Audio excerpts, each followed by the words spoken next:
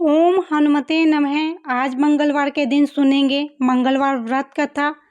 मंगलवार का दिन बजरंगबली को समर्पित है। इस दिन बजरंगबली की कथा और व्रत करने से सुख संपत्ति, यश और संतान की प्राप्ति होती है और बजरंगबली सभी की मनोकामनाएं पूर्ण करते हैं। प्राचीन समय की बात है, किसी नगर में एक ब्राह्मण दंपति रहते थे। उनके कोई संतान न होने के कारण वे बेहद दुखी थे। हर मंगलवार ब्राह्मण वन में हनुमान जी की पूजा करने जाया करता था। वह पूजा करके बजरंगबली से एक पुत्र की कामना करता था। उसकी पत्नी भी पुत्र की प्राप्ति के लिए मंगलवार का व्रत करती थी।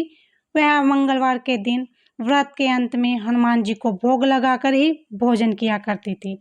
एक बार व्रत के दिन ब्राह्मणी ने भोजन नहीं बनाया और न ही हनुमान जी को भोग लगा सकी। तब उसने प्रण लिया कि वह अगले मंगलवार को हनुमान जी को भोग लगाकर ही भोजन करेंगी। वह भूखी प्यासी 6 दिन तक पड़ी रही।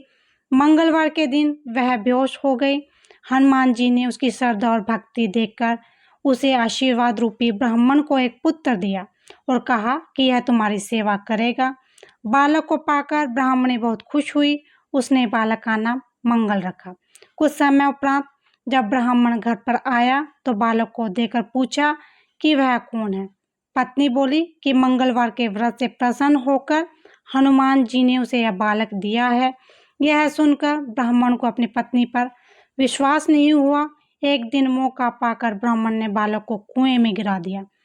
घर पर लौटने पर ब्राह्मणी ने पूछा कि मंगल कहाँ है। तभी पीछे से मंगल मुस्कुराकर आया। उसे वापस देखकर ब्राह्मण चौंक गया। उसी रात को बजरंगबली ने ब्राह्मण को स्वप्न में दर्शन दिए और बताया कि यह पुत्र उन्होंने ही दिया है। सच जानकर ब्राह्मण बहुत खुश हुआ, जिसके बाद ब्राह्मण दंपति नियमित रूप से मंगलवार व्रत रखने लगे।